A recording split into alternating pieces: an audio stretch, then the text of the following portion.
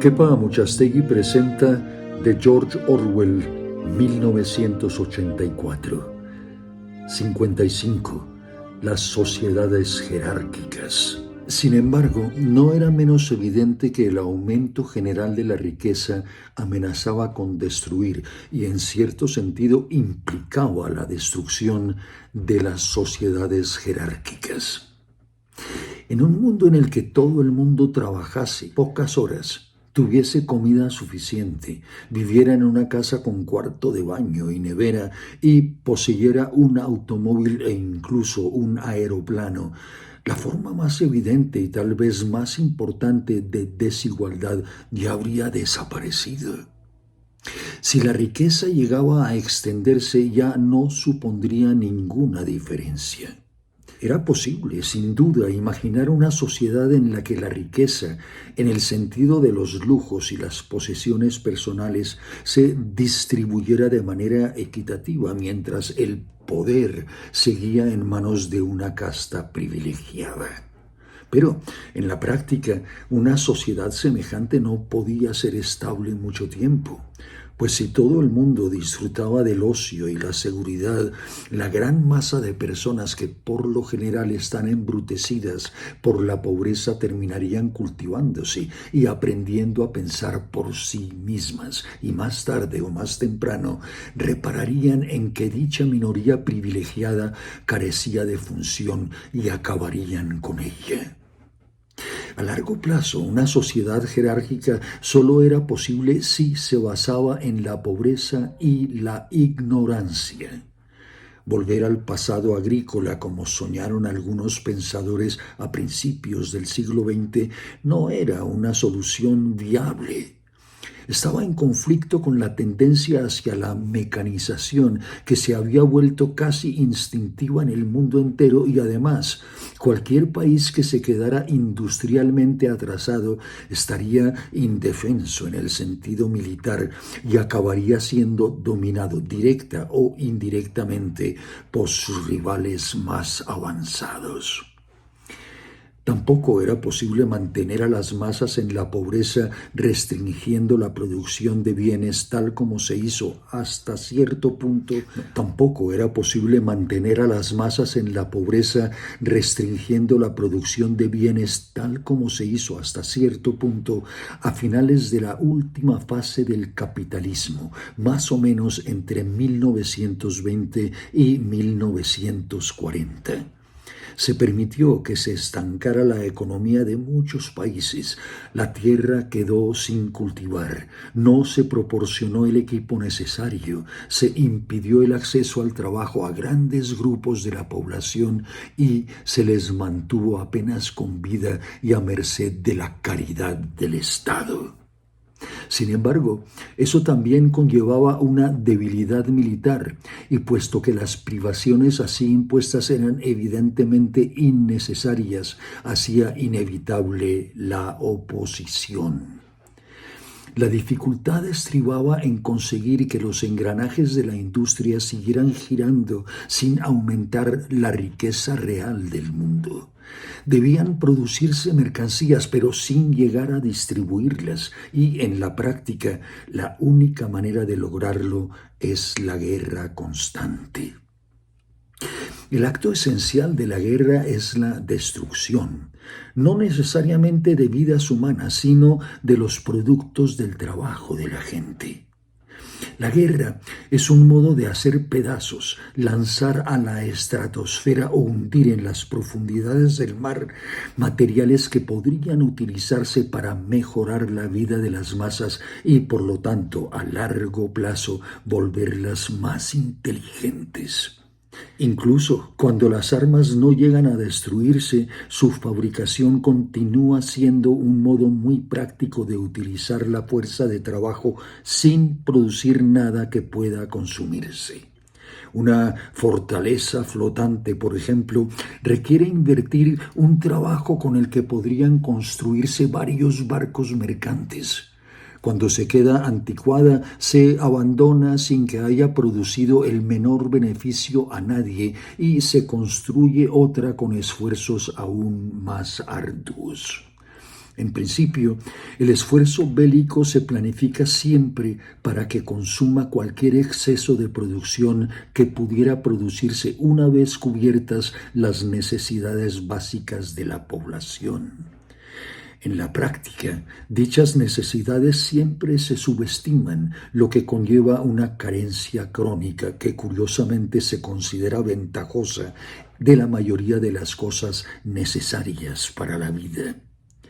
La estrategia de mantener incluso a los grupos favorecidos al borde de la necesidad es una táctica deliberada porque un estado general de escasez aumenta la importancia de los pequeños privilegios y aumenta así la diferencia entre un grupo y otro. De acuerdo con los estándares de principios del siglo XX, incluso los miembros del partido interior llevan una vida austera y laboriosa. No obstante, los escasos lujos de que disfrutan, sus pisos grandes y céntricos, las telas más suaves de su ropa, la mejor calidad de su comida, su bebida y su tabaco, sus 2 o 3 criados y su coche o helicóptero privado, los sitúan en un mundo diferente del de los miembros del partido exterior. Igual que estos disponen de ventajas similares en comparación con las masas subterráneas conocidas como los proles. El ambiente social es el de una ciudad sitiada, donde la posesión de un trozo de carne de caballo supone la diferencia entre la riqueza y la pobreza, y al mismo tiempo la conciencia de estar en guerra y por tanto en peligro hace que ceder todo el poder a una pequeña casta parezca una condición natural e inevitable para la supervivencia. Ya se verá que la guerra no solo permite la necesaria destrucción, sino que lo hace de un modo psicológicamente aceptable. En principio, sería muy fácil malgastar el exceso de trabajo del mundo construyendo templos y pirámides, excavando agujeros en el suelo y volviéndolos a tapar, o incluso produciendo grandes cantidades de mercancías y pegándoles fuego después. Pero eso proporcionaría solo un fundamento económico y no emocional a la sociedad jerárquica. Lo importante no es tanto la moral de las masas, cuya actitud resulta irrelevante con tal de que sigan trabajando, sino la moral del propio partido. Hasta del miembro más humilde se espera que sea competente, trabajador e incluso inteligente dentro de unos límites, pero también es necesario que sea un fanático crédulo e ignorante, cuyos estados de ánimo predominantes sean el miedo, el odio, la adulación y el triunfo orgiástico. En otras palabras, es necesario que tenga la mentalidad apropiada para un estado de guerra.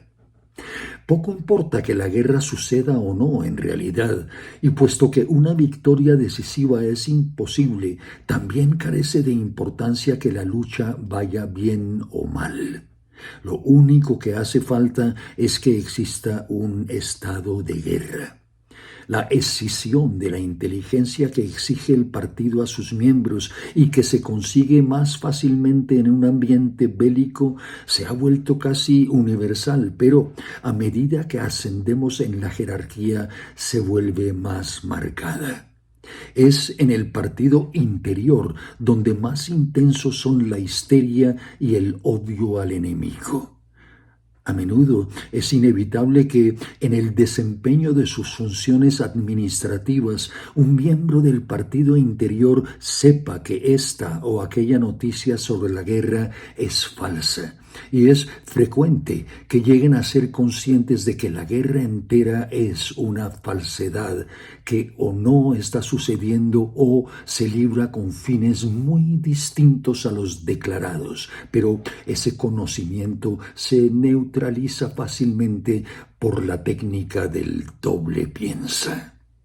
De ese modo, ningún miembro del partido interior se desvía ni por un instante de su creencia mística de que la guerra es real y de que acabará necesariamente con una victoria que convertirá a Oceanía en el amo y señor del mundo entero.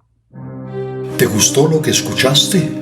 Suscríbete a mi canal www.youtube.com/@quepamo.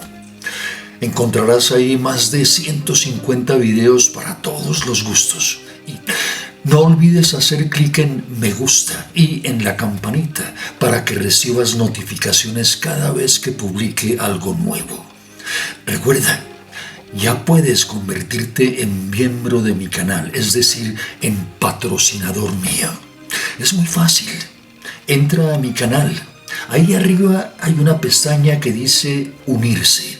Dale clic y escoge el plan que prefieras. Eso es todo.